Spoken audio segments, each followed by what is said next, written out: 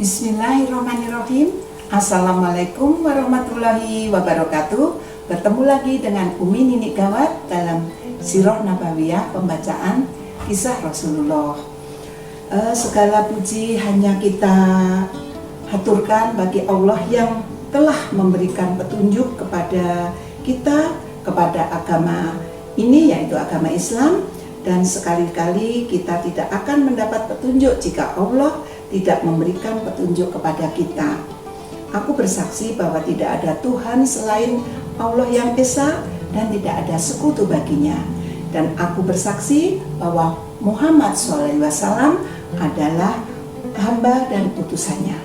Ya Allah, curahkanlah sholawat kepada Nabi Muhammad SAW, kepada keluarganya, kepada sahabatnya, dan kepada para pengikutnya hingga akhir zaman. Amin ya Rabbal Alamin.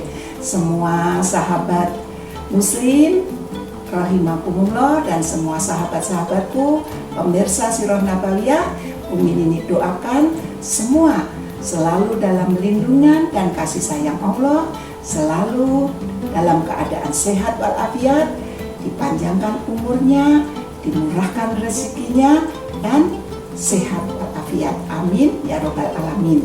Kita mulai untuk Sirah Nabawiyah bab yang ke-75. Ini adalah merindukan Mekah. Allahumma sholli ala Sayyidina Muhammad wa ala ali Sayyidina Muhammad. Dapatkah kita bayangkan bagaimana perasaan kaum muhajirin yang merindukan tanah kelahirannya, yaitu kota Mekah, yang ditinggalkan karena terusir oleh kaum Quraisy, yaitu rasa rindu akan Mekah sangat sampai ke hati karena masih ada keluarganya yang tertinggal di Mekah, walaupun hidupnya masih syirik menyembah berhala. Namun kaum muhajirin yang sudah hijrah ke Madinah ingin sekali keluarganya yang tertinggal di Mekah itu bisa mengikuti masuk menjadi agama Rasulullah, yaitu agama Muslim.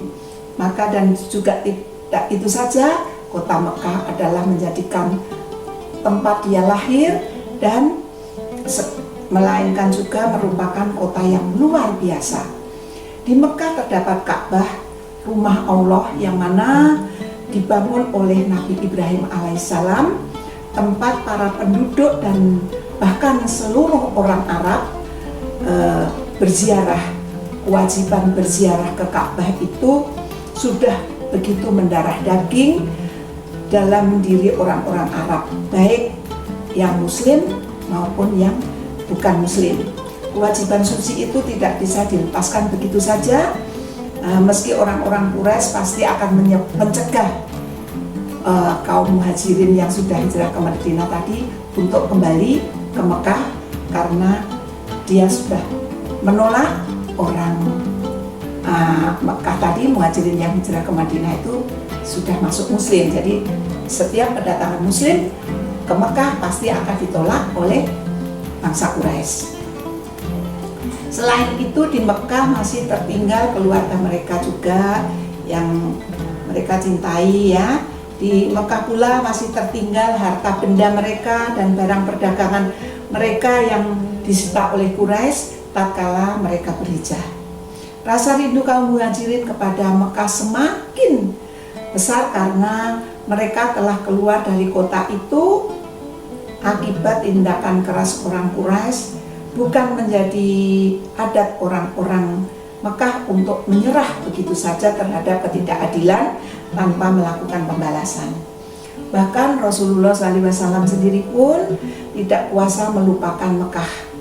Di Mekah sana terkubur jasad Bunda Khadijah radhiyallahu anha, kekasih yang sangat Rasulullah cintai, dan tidak ada negeri yang lebih beliau sayangi melebihi Mekah, tanah tumpah darah yang menimbulkan begitu banyak kenangan.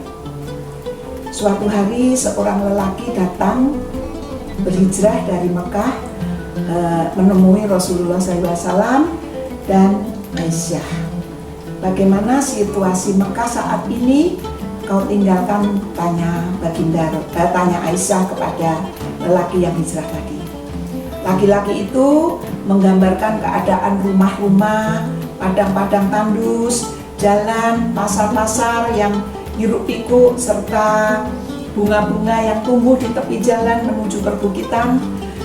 Suaranya penuh pilu dan sedih. Kerinduan Rasulullah SAW begitu memuncak sehingga mata beliau berkaca-kaca, penuh limpahan air mata karena rindunya kepada kota kelahiran, kota tumpah darah beliau. "Cukuplah, jangan kau lanjutkan ceritamu itu, karena itu membangkitkan kerinduanku." Demikianlah ucap Rasulullah SAW. Namun di tengah kerinduan dan beban berat mengurus umat, Rasulullah SAW juga dibahagiakan dengan pernikahan putrinya, yaitu putri bungsunya, yaitu Fatimah Az-Zahra. Orang-orang munafik, salah satu tokoh paling berpengaruh yang ada di Madinah adalah Abdullah bin Ubay bin Salul Al-Aufi, salah seorang dari Bani Al-Hubla. Sebelum dan sesudahnya, orang-orang Al-Aus dan Al-Khosraj tidak pernah menjadikan pemimpin lain selain Abdullah bin Ubay bin Salul, sampai akhirnya Islam datang. Selain itu, di Al-Aus terdapat tokoh berpengaruh lainnya yang ditaati dan dihormati kaumnya, yaitu Abu Amir Abdu An bin Soifi bin An-Nu'man. Beliau adalah orang tua dari sahabat Rasulullah SAW yang bernama Hanzolar Al-Ghosil. Abu Amir bin Soifi biasa dipanggil sebagai pendeta oleh kaumnya. Adapun Abdullah bin Ubay bin Salul, kaumnya telah mempersiapkan mutiara sebagai mahkota untuk disematkan padanya dan menjadikan dia raja mereka. Maka ketika kaumnya berpaling kepada Islam, dia menaruh dendam permusuhan kepada baginda Nabi besar Muhammad SAW dan menuduh Rasul telah mengambil mahkota kepemimpinannya. Tatkala kaumnya masuk Islam, Abdullah bin Ubay bin Salul ikut masuk Islam, namun tetap menyimpan kemunafikan. Jadi masuk Islam tapi mempunyai dendam kesumat. Sementara Abu Amir bin Soifi memilih tetap pada kekafirannya. Ia pergi bersama belasan kaumnya ke Mekah dengan meninggalkan Islam, dan Rasulullah SAW bersabda, "Janganlah kalian memanggil dia rohib atau pendeta, tetapi panggillah dia fasik." Sebelum berangkat ke Mekah, Abu Amir menemui Rasulullah SAW dan bertanya, "Agama apa yang engkau bawa?" Rasulullah SAW bersabda, "Aku datang dengan agama yang lurus, Hanifiyah, agama Ibrahim alaihissalam." Abu Amir berkata, "Aku juga penganut agama Ibrahim." Rasulullah SAW bersabda, "Engkau tidak menganut agama Ibrahim." Abu Amir menjawab, "Betul, aku menganut agama Ibrahim." "Wahai Muhammad, engkau telah memasukkan hal-hal baru ke dalam agama yang lurus Hanifiyah itu yang bukan merupakan bagian darinya." Rasulullah SAW bersabda, "Aku tidak pernah memasukkan itu semua. Aku datang dengan agama Ibrahim dalam keadaan yang putih suci." Abu Amir berkata, "Seorang pendusta akan Allah matikan dalam keadaan terusir, terasing, dan sendirian." Rasulullah SAW bersabda, "Benar, barang siapa berdusta, Allah akan lakukan itu." Demikianlah yang dilakukan musuh Allah SWT. Abu Amir, ia beranjak ke Mekah. Abdullah bin Ubay bin Salul tetap terhormat pada pandangan kaumnya. Hanya saja dia selalu ragu-ragu hingga ia dikalahkan Islam. Dan dia masuk Islam karena terpaksa. Suatu hari Rasulullah SAW pergi menunggang keledai bersama Usamah bin Zaid bin Haritsah. Di atas keledainya ada kain pelana yang di atasnya terdapat selimut asal Fadak yang diikat dengan serat palem. Rasulullah SAW berjalan melewati Abdullah bin Ubay bin Salul yang sedang bernaung di bawah benteng kecil yang bernama Muzahim. Abdullah bin Ubay bin Salul sedang bersama beberapa orang dari kaumnya. Tatkala Rasulullah SAW melihat Abdullah bin Ubay bin Salul, Rasulullah SAW merasa malu melewatinya dengan mengendarai keledai. Maka Rasulullah SAW turun dari keledainya dan mengucapkan salam, lalu duduk sejenak. Rasulullah SAW membacakan Al-Quran kepada Abdullah bin Ubay bin Salul dan mengajaknya kepada agama yang Allah SWT mengingatkan, yaitu mengingatkannya tentang Allah SWT memberi peringatan keras, memberi kabar gembira dan ancaman padanya. Jadi begini, kami ulang ya.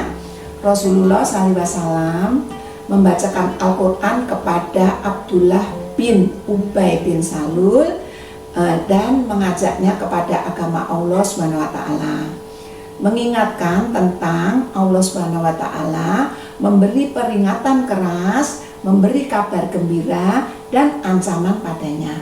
Abdullah bin Ubay bin Salul diam 1000 bahasa. Setelah Rasulullah SAW selesai berbicara, Abdullah bin Ubay bin Salul berkata, "Wahai Muhammad, sesungguhnya tidak ada orang yang lebih baik perkataannya dari perkataanmu. Apabila yang engkau katakan itu benar, duduk sajalah engkau di rumah. Siapapun yang datang menemuimu, berbicaralah engkau kepadanya.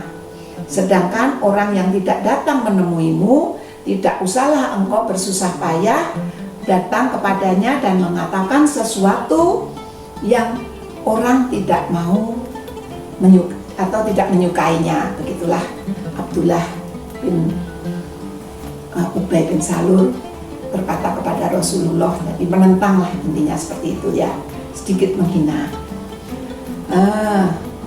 Abdullah bin Rawahah yang sedang berada bersama beberapa dari kaum muslimin berkata, "Benar sekali, biarkan kami yang mengajaknya ke majelis-majelis kampung dan rumah-rumah kami. Demi Allah, inilah suatu hal yang kami sukai, sesuatu yang dengannya Allah jadikan kami mulia dan Dia memberi petunjuk bagi kami padanya." Ketika Abdullah bin Ubay bin Salul mendengar kaumnya menentang pendapatnya, ia bersair,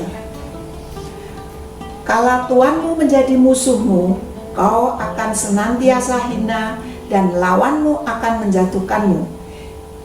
Bisakah burung elang harus terbang tanpa sayapnya? Jika suatu hari bulunya dicabut, ia akan jatuh." Rasulullah SAW beranjak dari tempat duduknya tersebut lalu pergi ke rumah Sa'ad bin Ubadah. Ucapan Abdullah bin Ubay bin Salul masih terbersit di wajah Rasulullah SAW. Sa'ad bin Ubadah berkata, "Wahai Rasulullah SAW, aku melihat sesuatu terbersit di wajahmu. Apakah engkau baru mendengar hal yang tidak engkau sukai?" Rasulullah SAW bersabda, "Betul sekali." Sa'ad bin Ubadah berkata, "Wahai Rasulullah, bersikap lemah lembutlah kepada Abdullah bin Ubay bin Salul. Demi Allah, ketika engkau datang kepada kami telah mempersiapkan mahkota yang akan kami berikan padanya sebagai pemimpin. Ia beranggapan engkau telah merampas mahkota kepemimpinan itu darinya. Itulah kisahnya Sirah Nabawiyah bagian ke-74. Jangan lupa dalam COVID-19 ikuti protokol kesehatan yang dianjurkan oleh pemerintah. Umi ini tambahkan jadi 5M, yaitu memakai masker, mencuci tangan dengan sabun, menjaga jarak, menjauhi kerumunan, dan membatasi mobilitas. Jangan lupa yang melihat Sirah Nabawiyah untuk like, subscribe, komen, dan bagikan. Terima kasih. Apabila ada tutur kata dan kata-kata yang salah diucapkan oleh Umi ini, mohon bisa dimaafkan. Billahi taufiq wal hidayah. Wassalamualaikum warahmatullahi wabarakatuh.